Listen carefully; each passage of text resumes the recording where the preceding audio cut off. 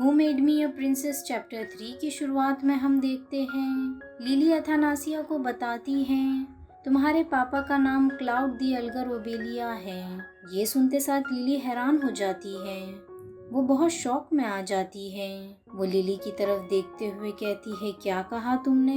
Lily वापस से majesty का नाम बताती है। अथानासिया कहती है, ये नहीं हो सकता। इसका नाम उस एम्परर का क्यों है जो लवली प्रिंसेस में था। लिली कहती है, और तुम्हारा नाम? तुम्हारा नाम प्रिंसेस अथानासिया दी एल्गर ओबेलिया है। अथानासिया सोचती है, और मेरा नाम तो उस बुक की प्रिंसेस का नाम है। लिली कहती है, प्रिंसेस तुम मैजेस्टी की बहुत प्यारी बेटी हो। अथानासिया कहती है, क्या ये बस मैं हूँ? मुझे क्यों डर लग रहा है? वो नॉवेल के बारे में याद करने लगती है कि वो नॉवेल की एंडिंग कैसी थी। लवली प्रिंसेस एक रोमांस फैंटेसी नॉवेल थी जो ऑनलाइन दुनिया में बहुत फेमस हुई थी। टाइटल का नाम जैसा है, उस बुक में भी 2 प्रिंसेस हुआ करती थी। दोनों प्रिंसेस में से जो एम्पायर की प्रिंसेस बनी थी, जिसका नाम जेनेट था, जेनेट काफी नर्म दिल लड़की थी और बहुत खूबसूरत थी। जेनेट को बस उसके पापा ही नहीं प्यार करते थे, उसका पूरा किंगडम प्यार किया करता था।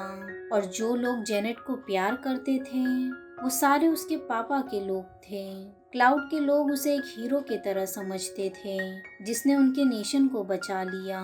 मगर सच तो ये है कि क्लाउड बहुत हार्टलेस इंसान है जिसने अपने बड़े भाई को मार दिया ताकि वो उस कद को हासिल कर सके और जहाँ वो आज हैं वो उसे सब मिल जाए। मगर जेनेट काफी अलग थी। उसने तो उस इंसान का भी दिल नर्म कर दिया जो किसी के बारे में नहीं सोचा करता था। क्लाउड को जेनेट के बारे में तब पता चला था जब वो 14 साल की थी। जेनेट की मॉम क्लाउड की फियांसे थी, मगर किसी वजह से वो बन नहीं पाई और जेनेट के जन्म के वक्त उसकी मौत हो गई। जेनेट की आंटी ने उसे अपने पास रख लिया और क्लाउड से इतने सालों तक सब कुछ छुपाती रही ताकि जेनेट उस पत्थर दिल क्लाउड से बची रहे। जब क्लाउड को जेनेट के बारे में पता चला तो पहले तो वो उससे अच्छे से बिहेव नहीं करता था, वो उससे बात नहीं करता था। मगर जेनेट तो काफी नर्म दिल इंसान थी, वो सबसे बहुत अच्छे से रहा करती थी और धीरे धीरे वो क्लाउड के भी करीब आ गई। और ऐसे ही क्लाउड ने भी जेनेट के लिए अपना दिल नर्म कर लिया। जेनेट के पापा एक किंग हैं, इसलिए जेनेट की शादी एक प्रिंस से हुई। जो एम्पायर का बेस्ट इंसान था उसे जेनेट के हस्बैंड के तौर पे चुना गया और उसके बाद जेनेट ने खुशी खुशी अपनी जिंदगी गुजार दी। ये सब सोचकर अथानासिया को बहुत गुस्सा आ रहा था। वो अपने झूले में ही बहुत जोर जोर से चिल्ला रही थी कि वो लोग कितने खराब हैं। और दूसरी तरफ जो पहली प्रिंसेस थी जिसका नाम अथानासिया है, उसका क्या हुआ? अथानासिया क्लाउड की पहली बेटी थी, मगर जेनेट और उसकी उम्र सेम ही थी। अथानासिया के बारे में क्लाउड को तभी बता दिया गया था जिस समय वो पैदा हुई थी, मगर उसने अथानासिया को ऐसे ही छोड़ दिया और मेट्स के हाथों में दे दिया और उसी वजह से अथानासिया एक प्रिंसेस की तरह पली बड़ी। जब पहली बार उसने अपने फादर को देखा तो उसका 9th बर्थडे था। अथानासिया अपने बेड पर थी, बाहर से उसे बहुत शोर की आवाज आ रही थी। इस वजह से वो अपने बिस्तर से उतरती है और रूबी पैलेस के बाहर जाने का सोचती है। तब काफी रात हो चुकी थी और उसी समय वो क्लाउड से मिली। जिस समय वो क्लाउड से मिली तो वो गार्डन में थी। क्लाउड और उसका सामना होते साथ अथानासिया उसे देखकर बहुत हैरान हो जाती है। क्लाउड उसकी तरफ देखता है मगर वो बिना कुछ कहे वहां से चला जाता है। अथानासिया को देखकर भी क्लाउड ने अनदेखा किया, मगर अथानासिया ऐसी लड़की थी जिसे कभी किसी का प्यार नहीं मिला, तो उसके लिए ये मुलाकात तो काफी अलग थी। अथानासिया ने बहुत कोशिश की कि उसके पापा उसे भी प्यार करें, उसे समझें, उसे देखें और उसे अपने पास रखें। अथानासिया बड़े होते होते बहुत खूबसूरत हो गई।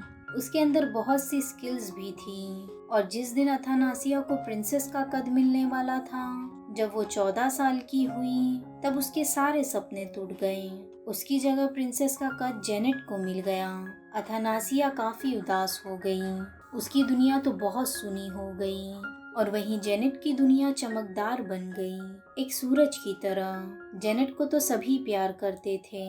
अथानासिया को जितने लोग पसंद किया करते थे उससे ज्यादा जेनेट को करते थे।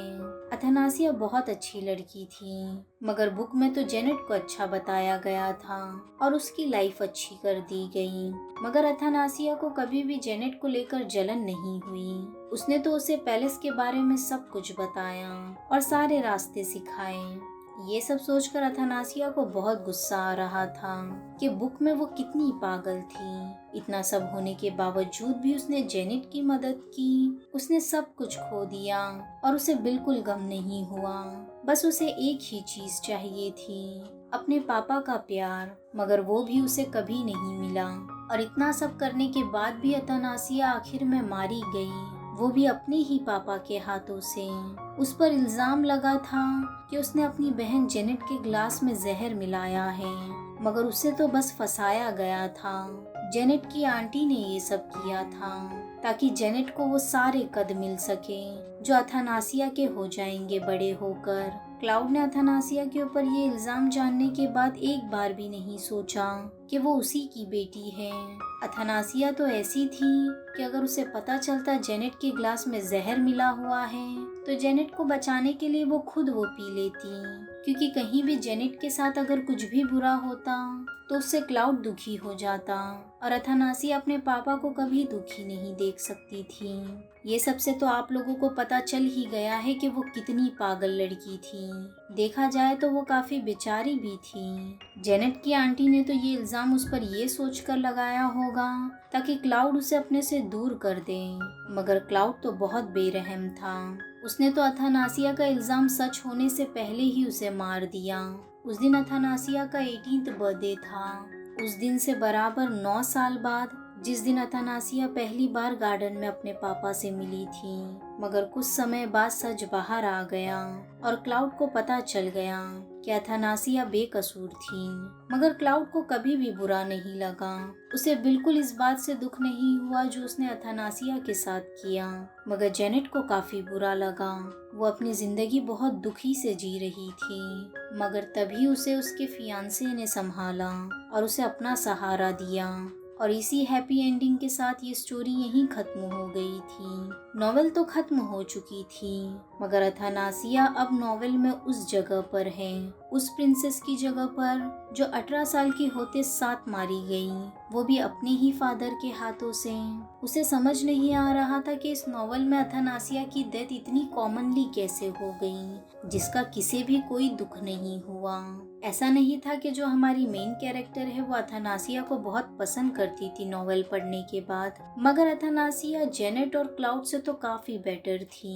वो सोचती है मैं इस दुनिया में लोगों के बारे में जरा कम सोचा करूंगी, मैं बस खुद खुश रहने के बारे में सोचूंगी, मगर मैं ऐसे ही खड़े रहकर बुरा होते हुए तो नहीं देख सकती।